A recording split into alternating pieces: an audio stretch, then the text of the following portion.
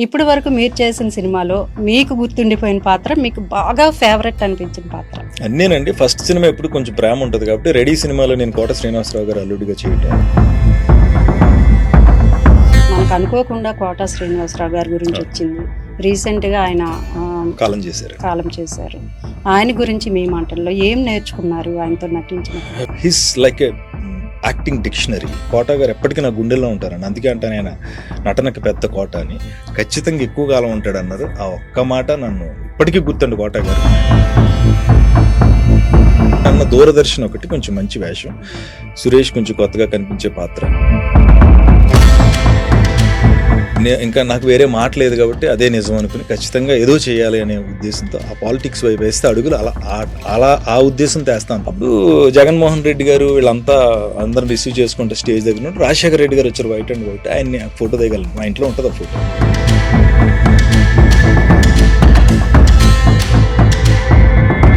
నా దగ్గర ఉన్న ఒక లక్షణం ఏంటంటేనండి, యాంకర్ కూడా ఏం క్వశ్చన్ అడగాలి ఫస్ట్ నేనే ఎత్తా ఉంటాను ఫీడ్. ఇప్పుడు నేను యాంకరింగ్ అనకపోతే ఆ యాంకరింగ్ క్వశ్చన్ రాదు. ఇప్పుడు యాంకర్ అన్నా చెప్పండి. హాయ్, హలో, నమస్తే, వెల్కమ్ టు దాత్రి టీవీ. నేను మీ మహా. ఈరోజు మనతో పాటు జెమిని సురేష్ గారు ఉన్నారు. ఆయన గురించి అందరికీ తెలిసింది, మరి మనకి ఏమైనా తెలియని విషయాలు కొత్తగా చెప్తారేమో, ఆయనతో మాట్లాడి చూద్దాం. సార్ నమస్తే, వెల్కమ్ టు దాత్రి. ఫైనల్లీ నమస్కారం. నమస్తే సార్. భీమవరం బుల్లోడు మా స్టూడియోలో. అసలు మీ ప్రస్థానం అందరికి ఇన్స్పిరేషన్ సార్. చాలా చాలా సినిమాలు దూసుకుపోతున్నారు, చూస్తూ ఉన్నాము. వాయిస్లు, డబ్బింగ్, ఒక లాంగ్వేజ్ కాదు. అసలు ఎట్లా సాధ్యమైంది ఇదంతా కూడా? అంటే నాకు ఇష్టం బాగా అండి. ఇష్టం వల్ల ఇవన్నీ చేయగలుగుతున్నాం. ఇష్టంతో ఏ పనైనా ఎక్కువ కాలం చేస్తాం. అంటే ముఖ్యంగా నేను ఎక్కువ కాలం ఇండస్ట్రీలో ఉందామని వచ్చాను. ఏదో మధ్యలో కొన్ని రోజులు పని చేసిన తర్వాత బట్టలు సర్దుకుని మా ఊరు వెళ్ళిపోదాం అని కాకుండా, సో ఆ పనిలో ఉన్నప్పుడు సినిమా చుట్టూ ఉన్న పనులే చేస్తున్నాను. లైక్ మీరు అన్నట్టు డబ్బింగ్ కానీ, రేడియో జాకీగా కొన్ని రోజులు పనిచేసిన, వాయిస్లు, యాంకరింగ్లు చేస్తున్నాను. ఇవన్నీ కూడా సినిమాల్లో ఉండడం కోసం చేసిన ప్రయత్నాలే. సో అందుకని బాబా ఆశీస్సులు, మీ అందరి బ్లెస్సింగ్స్. కామెడీ టైమింగ్ మూవీస్ లో పటాస్ దగ్గర నుంచి దూరదర్శన్ లో అయితే డిఫరెంట్ క్యారెక్టర్ అని విన్నాము. అవునండి, అది కొంచెం సీరియస్ క్యారెక్టర్. త్వరలో రిలీజ్ అవుతుంది అది. టైమింగ్ అంటే రైటర్స్ ఇచ్చిన అవకాశమేనండి చెప్తాను. యాక్చువల్గా రైటర్స్ మనల్ని అనుకుని ఆ క్యారెక్టర్ రాసిన తర్వాత అందులో ఇతను బాగుంటాడు అనుకున్నప్పుడు దాన్ని కొంచెం ఎన్హాన్స్ చేసి చేయటం. అదే భీమవరం వాళ్ళకి ఏది మాట్లాడినా వెటకారంగా, హాస్యంగా మారిపోతూ ఉంటుంది. అది మీకు ప్లస్ అయిందని అనుకోవచ్చు అంటారా సార్? అంతేనండి కదా. బేసిక్ నేనే కదండి మా భీమవరంలో ఎప్పుడో చెప్పాను చాలా సార్లు, ఇప్పటికీ చెప్తాను. ఇప్పుడు కూడా మీరు భీమవరం వెళ్ళి కిళ్ళి కొట్టుడితో మాట్లాడినా, ఏ కిరాణా షాప్ వాడితో మాట్లాడినా, ఏ వ్యాపారం, చిన్న వ్యాపారాలు చేసుకునే వాళ్ళు, ఆటో వాళ్ళు, బస్ డ్రైవర్లు, లేదా సమ్వేర్ ఎనీబడి, ఓ 10 నిమిషాలకు ఒకసారి మిమ్మల్ని నవ్విస్తూనే ఉంటారు. బికాస్ ఆఫ్ అక్కడ ఆ బ్లడ్ ఆ వాటర్ లో ఉన్నదే అనిపిస్తుంది నాకు. ఆ మాటల వల్ల, ఆ మాటలు, ఆ చిన్న స్లాంగ్ వల్ల మీకు నవ్వు వస్తుంది. ఇప్పటికి మీరు వెళ్ళి భీమవరం వెళ్తే 10 నిమిషాలు అక్కడ తిరిగితే ఎవరైనా పలకరిస్తే వాళ్ళు మిమ్మల్ని ఇది అన్నట్టు వస్తుందా సార్? అంటే నేను అంటే లాంగ్వేజ్, తెలుగు లాంగ్వేజ్ లో ఎన్ని రకాలు ఉన్నాయి అన్నదానికి మొన్న పని మీద విజయనగరం వెళ్ళాను. బస్సులో ఒక సంఘటన అసలు నవ్వలేసి చచ్చిపోయాను అనమాట. నైట్ అయిపోయింది సార్, 11:30 అయిపోయింది. వాడేమో గోతులు చూడట్లేదు, ఏం చూడట్లే, లాగిన్ చేస్తున్నాడు. లేడీ కండక్టర్ ఓలమ్మ దొలగొట్టేస్తాండి బాబు డ్రైవర్ అల్లి. ఇంకా నాకైతే సార్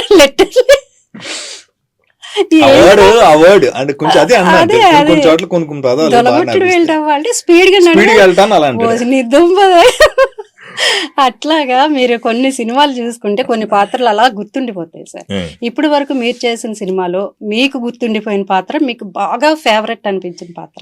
అన్నేనండి. ఫస్ట్ సినిమా ఎప్పుడు కొంచెం ప్రేమ ఉంటుంది కాబట్టి రెడీ సినిమాలో నేను కోట శ్రీనివాసరావు గారు అల్లుడిగా చేయటం అది బాగా ఇష్టం. ఫస్ట్ సినిమానే చాలా మంచి పేరు తీసుకొచ్చింది. అయితే ఇప్పుడు మనకు అనుకోకుండా కోట శ్రీనివాసరావు గారి గురించి వచ్చింది. రీసెంట్ గా ఆయన కాలం చేశారు. ఆయన గురించి మీ మాటల్లో ఏం నేర్చుకున్నారు ఆయనతో నటించిన? ఎవ్రీడే ఆయనతో దాదాపు ఒక 10-12 సినిమాలు చేశానండి. ఆయన చుట్టూ ఉండే పాత్రలో ఒక పాత్రగా, ఆయన అల్లుడిగా, వాళ్ళ మేనల్లుడిగా, లేకపోతే ఆయన పిఏగా చాలా పాత్రలు చేస్తున్నాను. His like a acting dictionary. ఎప్పుడు కూడా వ్యర్థం ఎప్పుడు మాట్లాడాల, అసందర్భోచితం ఎప్పుడు మాట్లాడాల. తోటి నటుల్ని, అప్కమింగ్ ఆర్టిస్టుల్ని పక్కన కూర్చోబెట్టుకుని చాలా నేర్పినటువంటి గురువు కోట శ్రీనివాసరావు గారు. Is like a dictionary acting సంబంధించి. నా విషయంలో నా అదృష్టం కొద్దీ శ్రీను వైట్ల గారు నన్ను రెడీ అనే సినిమాలో ఆయన పక్కన ఆయన అల్లుడు వేషం ఆ గోదావరి జిల్లా స్లాంగ్ లో కావాలనుకున్నప్పుడు నన్ను పెట్టారు. అప్పటికి నేను జెమినీ టీవీలో యాంకర్ గా ఉన్నాను. ఫస్ట్ మన షూటింగ్ ఎలా ఉంటుంది, కోట శ్రీనివాసరావు గారు లాంటి దిగ్గజం పక్కన మనం నుంచోవాలంటేనే చేతులు భయం ఉనికిపోతున్నాయి, కెమెరాలు ఇదంతా. మనకి టీవీ కెమెరాలు, టీవీ షోస్ లో బాగా అప్పటికే ఆరితేరు ఉన్నాం, కానీ సినిమా అనేటప్పుడు పెద్ద పెద్ద యాక్టర్ పక్కన జెనీలియా, రామ్ గారు, బ్రహ్మానందం గారు, ధర్మవరం సుబ్రహ్మణ్యం గారు, పెద్ద పెద్ద వాళ్ళ కాంబినేషన్ డైలాగ్ చెప్పాలి. ఆ రోజున కోట గారు ఎప్పటికీ నా గుండెల్లో ఉంటారండి. అందుకే అంటాను ఆయన నటనకి పెద్ద కోట అని. నన్ను లంచ్ బ్రేక్ లో పక్కన కూర్చోబెట్టుకుని చాలా మంచి టైమింగ్ అనేది, చాలా మంచి టైమింగ్, నువ్వు దాన్ని కొంచెం దృష్టి పెడితే చాలా మంచి యాక్టర్ అవుతావు, అందుకే నేను అందరితో కూర్చుని మాట్లాడను, నేను పక్కన కూర్చోబెట్టుకున్నాను. ఆ రోజున కోట శ్రీనివాసరావు గారు తర్వాత గుంటూరుడు చాలా సినిమాలో చేశాను. గుంటూరుడు సినిమా షూటింగ్ లో కానీ ఎక్కడ కూర్చున్నా నన్ను కూర్చోబెట్టుకుని ప్రత్యేకంగా మంచి చెడ్డ చెప్తూ ఉండేవారు. ఆయన కోట గారు అంటే చాలా మంది ఏంటంటే ఏదో అంటారు, తిడతారు. నేను ప్రతి దాన్ని కూడా చాలా పాజిటివ్ గా తీసుకునేవాడిని, అంత మంచి విషయాలు చెప్పారు. మీకు ఒక చిన్న ఎగ్జాంపుల్ చెప్తాను. కోట గారి నాది గుంటూరు సినిమా షూటింగ్ లో ఫస్ట్ డే షూటింగ్ వెళ్ళాం. నేను అందులో విలన్ కి పిఏ క్యారెక్టర్ చేస్తున్నాను. అలాగనే బాబాయ్ ఆయన దండం పెట్టి ఇలా పెట్టి బాగున్నావు అని, ఇప్పుడు ఆయన బాగున్నాను వెరీ గుడ్ అని, ఏ వేషం అన్నాడు.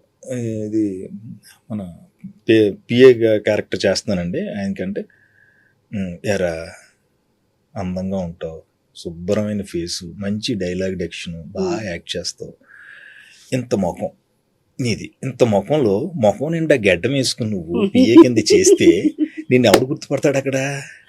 ఎందుకు ఆ గెడ్డం? ఏ సోక ఇదో పెద్ద స్టైల్ అయిపోయింది అందరికి. ఎందుకు పెట్టుకుంటున్నారు గెడ్డాలు మీళ్ళు? ఇంత ముఖం కదా, అది సగం కప్పేస్తుంది. ఇంక నిన్ను ఎలా కనపడతావు నువ్వు? అసలే వెనకాల నుంచి ఏదో చిన్న చిన్న డైలాగుల క్యారెక్టరు, మైండ్ లేదే ఏంట్రా మీరా అప్పుడు నా డైరెక్టర్ చెప్తాడంటే ఆయన చెప్పడు. నువ్వే ఆర్టిస్ట్ గా నీ బాధ్యతలు నువ్వు తెలుసుకోవాలి.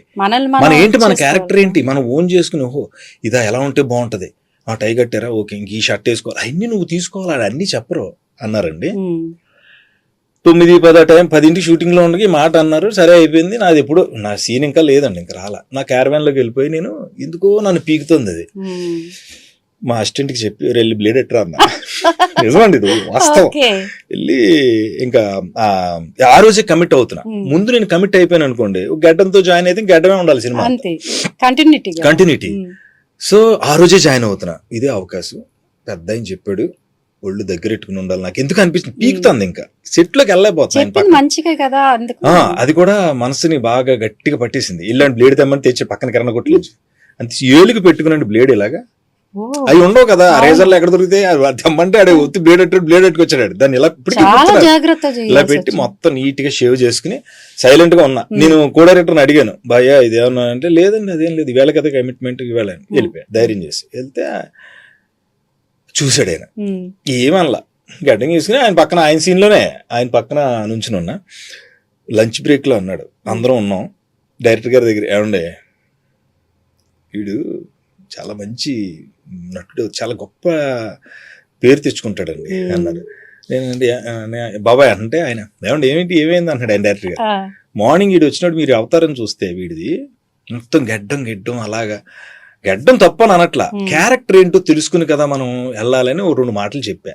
వీడు ఎప్పుడు వెళ్ళిపోయి గెడ్డం తీసుకొచ్చాడండి. ఎంతకంటే ఎవడంటాడు నిబద్ధతగా పర్ఫెక్ట్ గా ఉన్నాడు, కమిట్మెంట్ తో ఉన్నాడు, వీడు ఖచ్చితంగా ఎక్కువ కాలం ఉంటాడు అన్నారు. ఆ ఒక్క మాట నన్ను ఇప్పటికీ గుర్తండి కోట గారు. అలా ప్రతిసారి ఎప్పుడు కల్పించారా, భోజనం చేసావా, ఏం తిన్నావు, రోజు యోగా చెయ్యి, ఇలా మంచియే. ఎక్కడ కూడా ఆయనతో ఉంటే చాలా విషయాలు నేర్చుకోవచ్చు అని. అందుకని శ్రీకాంత్ అన్నయ్య కానీ చాలా మంది ఆయనతో పనిచేసిన వాళ్ళు యాక్టర్స్ అందరూ కోట గారి దగ్గర చాలా నేర్చుకో. అందుకే అంటున్నాను he's like a dictionary. SV Rangarao garu లాంటి వ్యక్తి తర్వాత తెలుగు సినిమా పరిశ్రమలో ఎక్స్ప్రెషన్ అనే దానికి అర్థాన్ని, నటనలో కొత్త భాష్యాన్ని, పాత్రలో ఔచిత్యాన్ని, ఆహార్యంలో అంటే గెటప్ లో ఒక గెటప్ వేస్తే ఆ గెటప్ లో తను మిళితం అయిపోవడం అనేది కోటగారు వల్ల అయింది. తన్నగలరు, తన్నించుకోగలరు, అన్ని చేయగలరు, నవ్వగలరు, నవ్వించగలరు, ఏడిపించగలరు, ఆయన విలనిజం గురించి కొత్త డిక్షనరీ గణేష్ సినిమాలో ఆయన చూస్తే ఇప్పటికీ ఐస్ తో చేస్తారు. ఇంకా అంతకంటే డిక్షనరీ ఉంటది అనిపిస్తుంది నాకు. సో అలాంటి మనిషి మన మధ్యన లేకపోవడం నిజంగా నాకు చాలా బాధ కలిగించింది. వాళ్ళ డాటర్ మా ఇంట్లోనే ఉంటారు, అంటే మా ఇల్లు మా పై పోర్షన్. ఆవిడ కోట గారి రెండో కూతురు, వాళ్ళ మనవరాలు. మేము మా పిల్లలు అంతా ఆడుకుంటూ ఉంటారు మా ఇంటికి. అప్పుడప్పుడు కోట గారు వస్తే నేను వెళ్ళి ఆయన కలుస్తూ ఉంటా.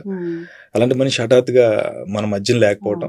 ఒకటేనండి, నటుడికి మరణం లేదు అనేది నేను బలంగా నమ్ముతా. పాత్రలు జీవిస్తాయి, పాత్రలే ఉంటాయి, మనతోనే ఉంటారు, మన ఇంట్లో ఉంటారు, మన టీవీలో ఉంటారు, మన సెల్లో ఉంటారు.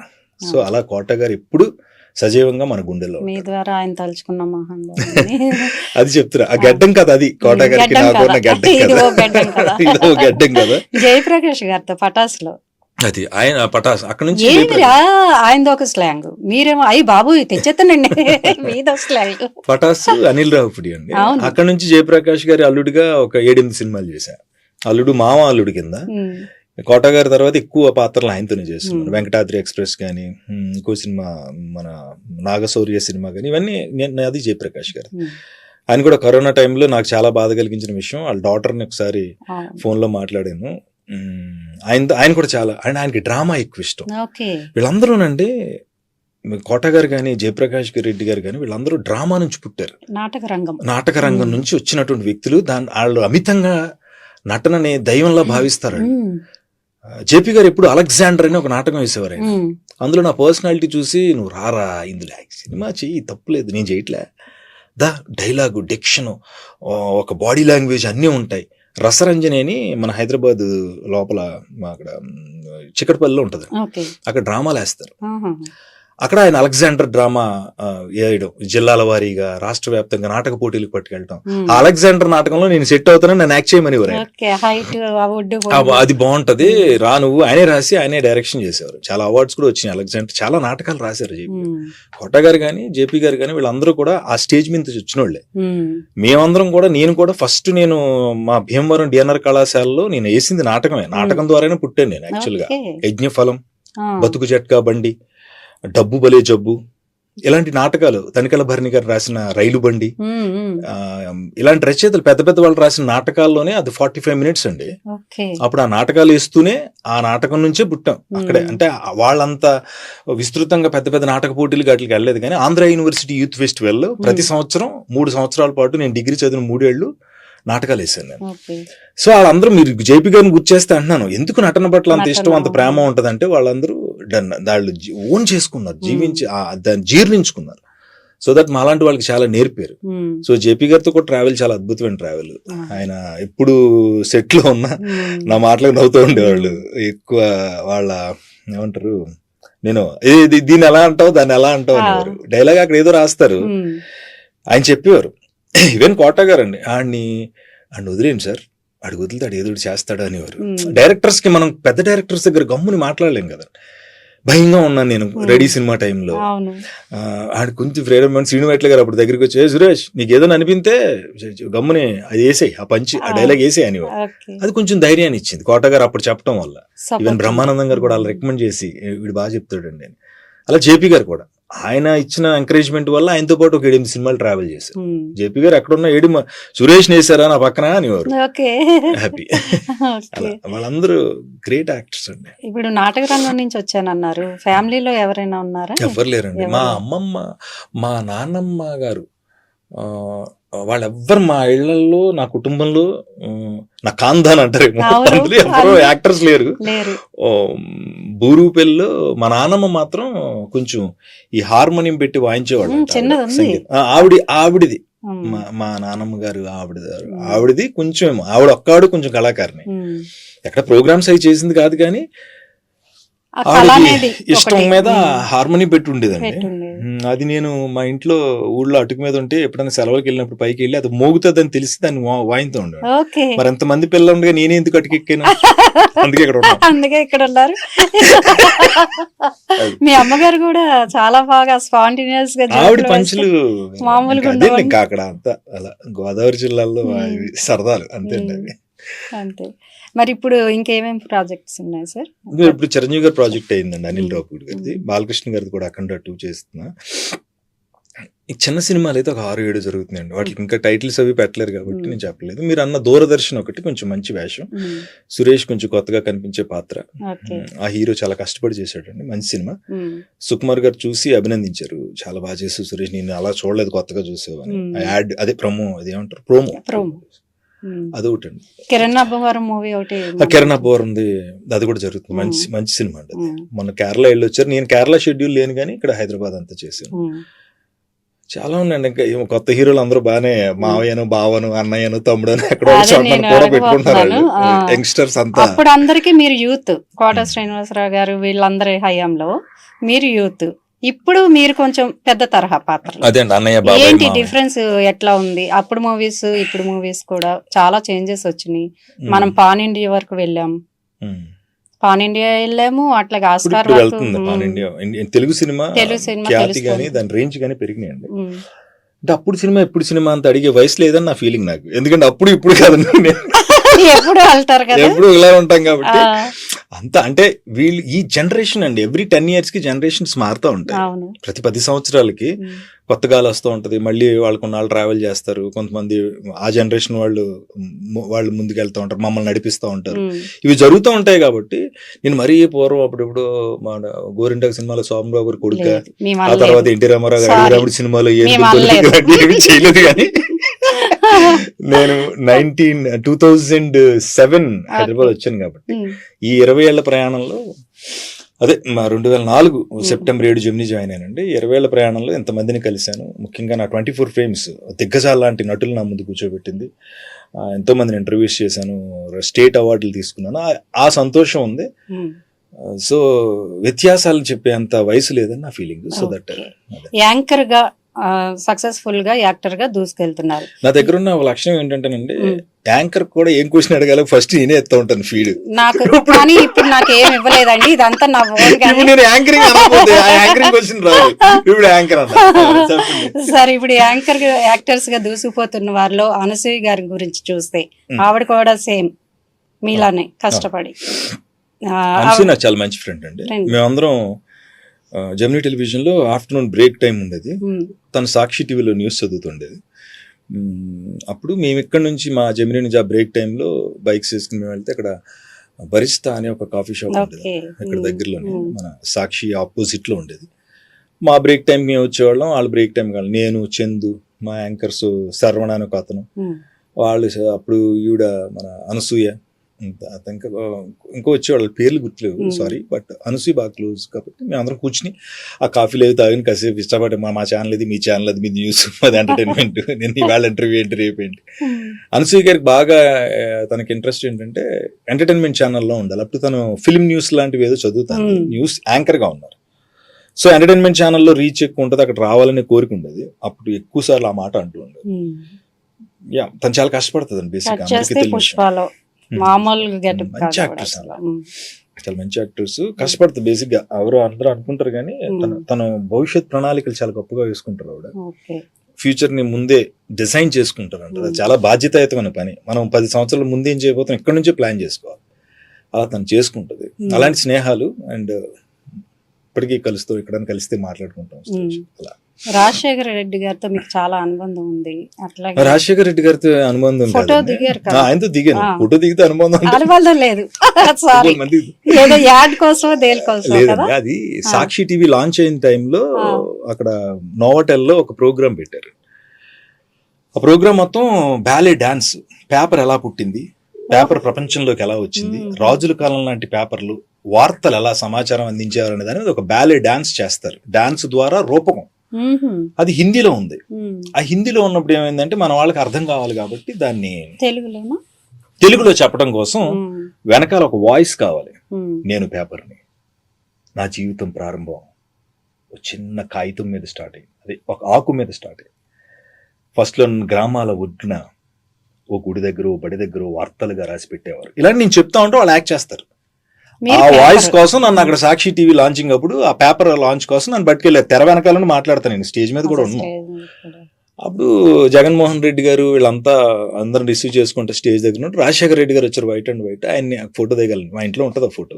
అదే అండి, అంతే. నేను ఆయన కలిసే అంత మహానుభావుడు. అదే అట్లా అడిగితే ఏదో చెప్తారు కదా కొంతైనా. అంతే అదే కలిసి ఆయన. ఇప్పుడు యాక్టర్స్ అందరికి రాజకీయాల్లో రావడానికి బాట వేశారు పవన్ కళ్యాణ్ గారు. అవునండి.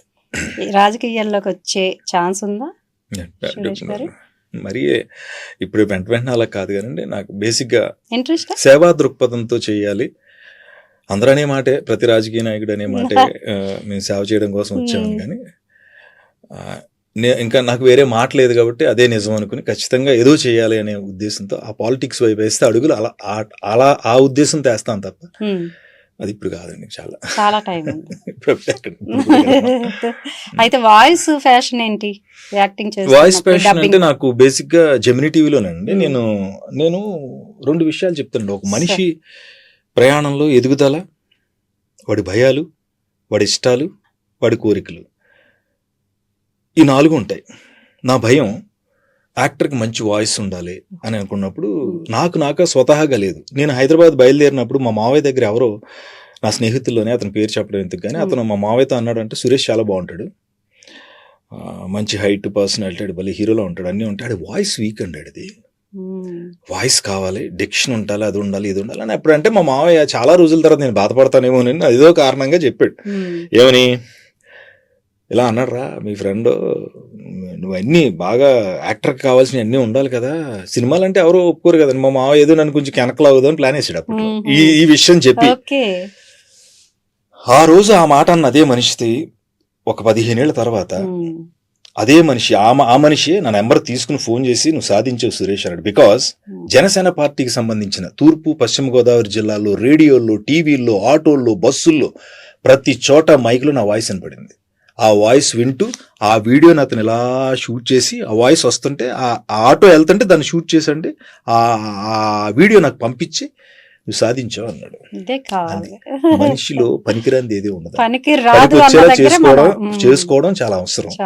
సో ఆ రోజు పనికిరాని జెమినీ సురేష్ అనే ఓ చిన్న భీమవరంలో పుట్టిన నాకు వాయిస్ ఈవేళ కొన్ని లక్షల మంది, కొన్ని కోట్ల మంది రకరకాల వివిధ మాధ్యమాల ద్వారా, radio, TV, ads, commercial ads, రకరకాలుగా నా వాయిస్ వినేలాగా ఆ అవకాశాన్ని కల్పించింది మాత్రం ఎప్పటికీ రుణపడి ఉంటాను జెమినీ టీవీ అండ్ మా గీతా మేడం. జెమినీ టీవీలో ఆవిడ క్రియేటివ్ డైరెక్టర్గా ఉండేవారు. నేను మాట్లాడుతున్నప్పుడు కేవలం చూసి ఆవిడ సురేష్ అయితే బాగుంటుంది అన్నప్పుడు నేను నా వాయిసా, అదే మనం ఏదో మామూలుగా మాట్లాడతాం, మనం ఎలా కుదురుతాం అనుకుంటే, లేదు నాకు తెలుసు, నువ్వు వెళ్ళి చెప్పు అంటే అప్పుడు తేజ ఫిలిం థియేటర్ అని ఒక ప్రోగ్రాము, అందులో యాంకర్ ఉంటారండి, వాయిసే యాంకర్.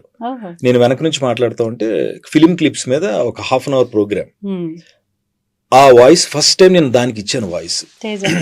తేజ ఫిలిం థియేటర్, అదొక 50 ఎపిసోడ్లు ఎంతో వచ్చిందండి, ఎవ్రీ వీక్ వచ్చేది.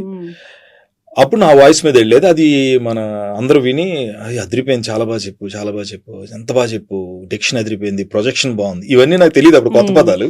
బట్ అలా ఆ రోజు ఆ వాయిస్ నేనే పదును పెట్టుకుని రోజు వాయిస్ ఎక్సర్సైజ్ చేసి అవి చేసి ఇవి చేసి ఇలా చేస్తున్నట్టు నాకు వచ్చిన గొప్ప అవకాశం గుర్తు చేసుకోవాలి మనిషిని. డివివి ప్రసాద్ గారు అని జెమినీలోనే ఫిలిం న్యూస్ రాసేవారు ఆయన ఒక రోజుని చిరంజీవి గారికి సంబంధించిన ఏవి వాయిస్ చెప్పన్నారు. మెగాస్టార్ చిరంజీవి, తెలుగు సినిమా చరిత్రని గతిని మార్చిన ఏకైక స్టార్, ఇలాంటిది అనమాట. అప్పుడు నేను కొంచెం వాయిస్ మాడ్యులేషన్ అంతా మార్చి ఒక బేస్తో చెప్తే అది వెళ్ళి శిల్పకళా వేదికలో ప్రజెంట్ చేశారు. చాలా పెద్ద హిట్ అయిందండి. మీకు ఎంత ఆనందంగా అనిపించింది. నేను అది వినటానికి చిరంజీవి గారిని చూడటానికి చాలా మంది వచ్చారు. ఆయన బర్త్డే పార్టీకి దేనికో అనుకుంటాను, ప్రతి సంవత్సరం చేస్తారు. నేను ఆయన అభిమానిగా అక్కడికి వెళ్ళి, అప్పటికే యాంకర్గా తెలుసు కాబట్టి ముందు వినడానికి వెళ్ళా, ఎలా రెస్పాండ్ అవుతున్నారు జనాలు. అసలు అరుపులు, పెద్ద పెద్ద కేకలు. వెంటనే నాగబాబు గారు వచ్చారు ఆ రోజున.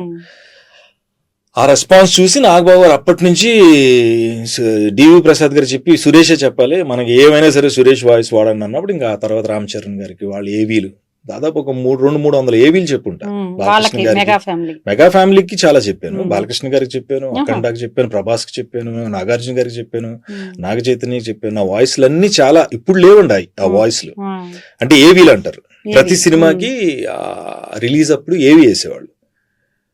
ఓకే. అలా నా వాయిస్ బాగా పాపులర్ అవడానికి అప్పుడు డివి ప్రసాద్ గారు ఆ ఫిలిం న్యూస్ లో నాది పెట్టడం, తర్వాత ఈ ఏవీలు చెప్పించడంతో దాదాపు 200-300 ఏవీలు చెప్పుంటా, గుర్తులేవు కానీ చాలా చెప్పాను. అది నా వాయిస్ అని చాలా మందికి తెలియదండి ప్రపంచానికి. ఇప్పుడు వింటే కూడా మాట షాక్ అయ్యాను నేను. అవునండి.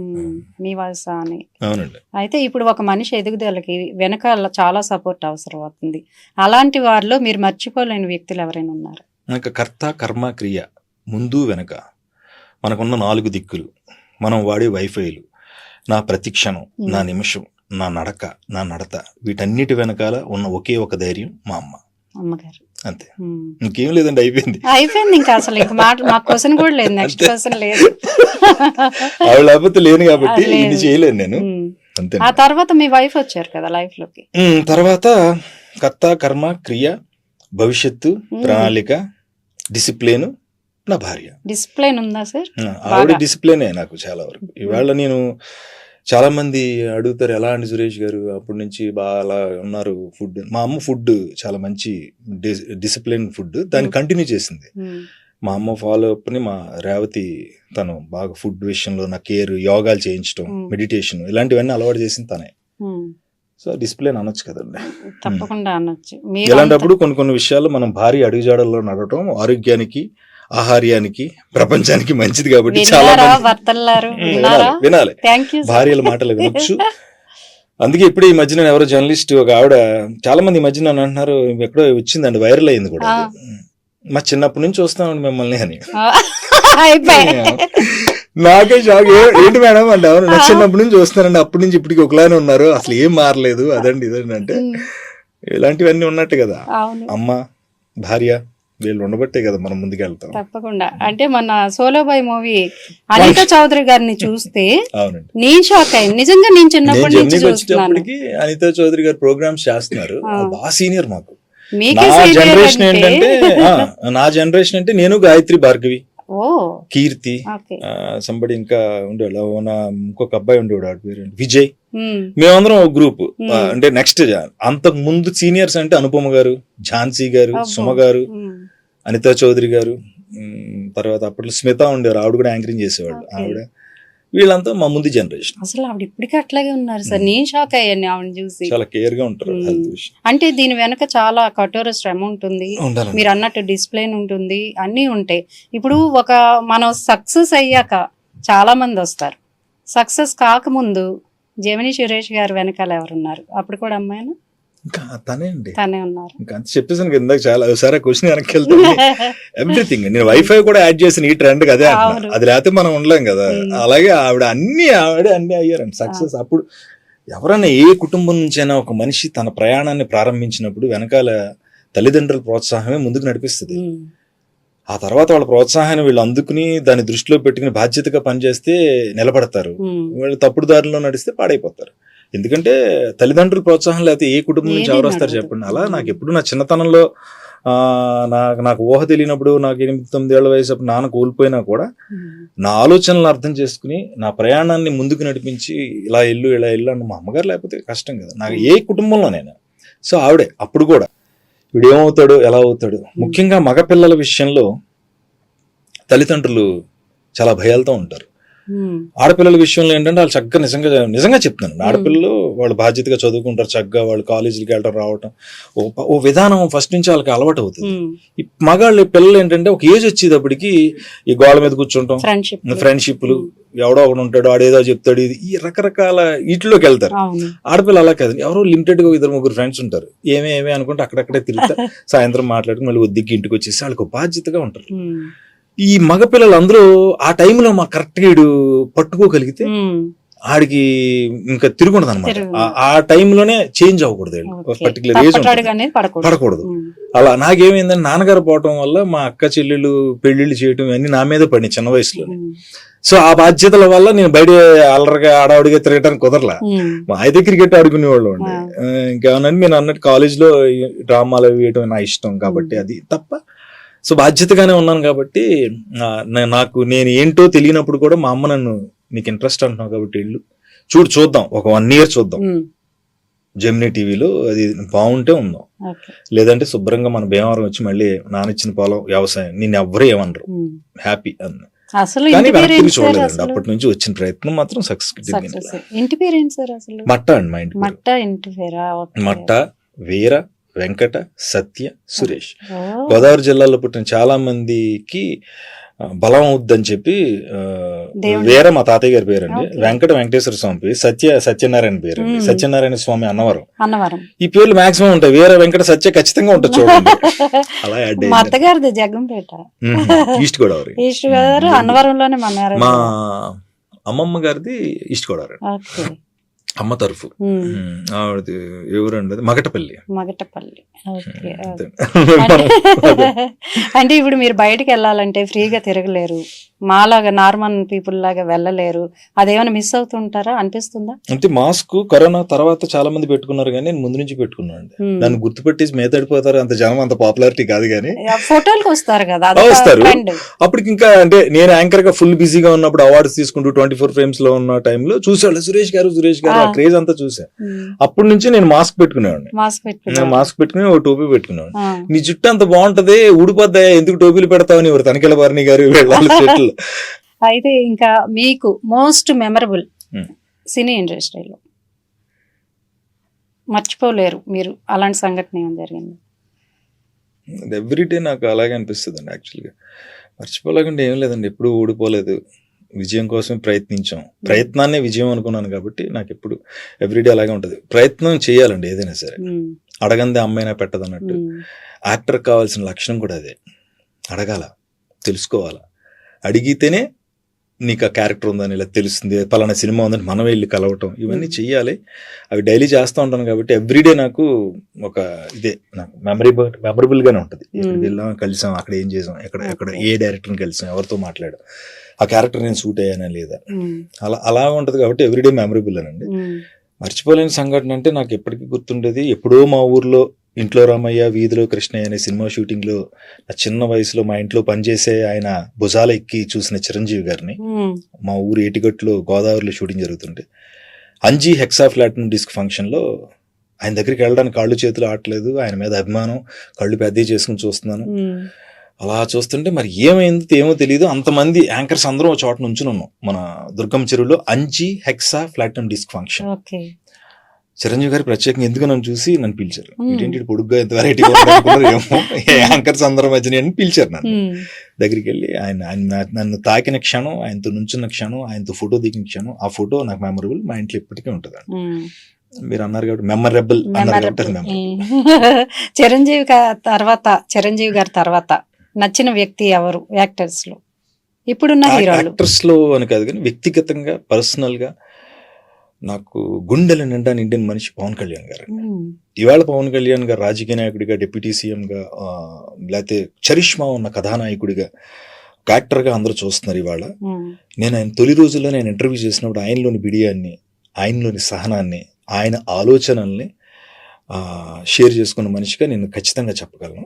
పవన్ కళ్యాణ్ గారితో కూర్చుని మాట్లాడిన సందర్భాలు స్టార్టింగ్ లోనే ఆయన ఇంటర్వ్యూ చేయడానికి కూడా నేను ఇంటర్వ్యూ చేయాలని సిగ్గుపడిపోయారు ఆయన.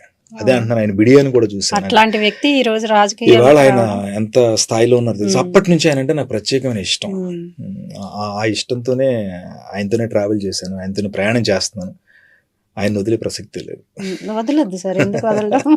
అది ఎవరైనా అంటే మీరు అంత ఇష్టం పవన్ కళ్యాణ్ గారు. సక్సెస్ కి సహనానికి చాలా దగ్గర సంబంధం ఉందా సార్?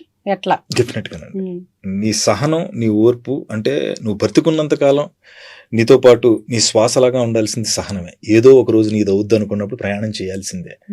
ఆ ప్రయాణం అలాగే ఆ ప్రయాణం దానికి సమాధానం కూడా దొరికింది. బికాస్ పవన్ కళ్యాణ్ గారు లాంటి చరిష్మా ఉన్న, ఒక ఇమేజ్ ఉన్న, ఒక స్టార్ స్టేటస్ ఉన్న వ్యక్తి ద్వారా 10 సంవత్సరాలు నలిగిపోయాడు, అలిసిపోయాడు, మాటలను తీసుకున్నాడు, భరించాడు.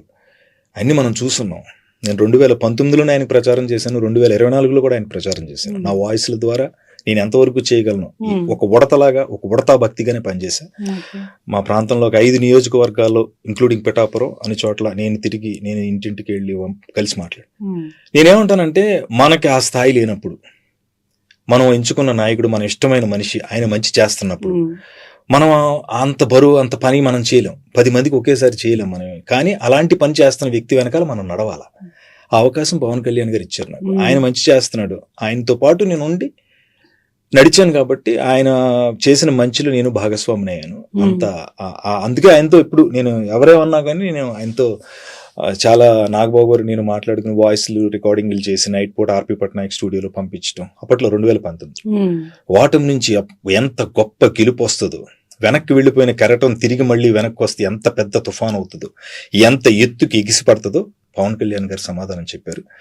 అది మనం అందరం చూసాం. అందుకే మీరు అన్న ఓపిక సహనం మనిషికి ఎప్పుడు శ్వాసలాగా ఉండాలి. అయితే మా ప్రేక్షకుల కోసం ఒక మంచి డైలాగ్ మీ అది కూడా అండి. డైలాగ్ ఇప్పుడు ఏమండి వద్దు, నేను అంటే చెప్పనంటలా, చెప్పడం గురించి కాదు. నేను వెంకటాద్రి ఎక్స్ప్రెస్ లో చెప్పిన డైలాగ్ పాపులర్ అయింది, లేకపోతే ఇంకోటి సినిమా కళ్యాణ వైభాగం సినిమాలో చెప్పిన డైలాగ్స్ పాపులర్ అయినాయి.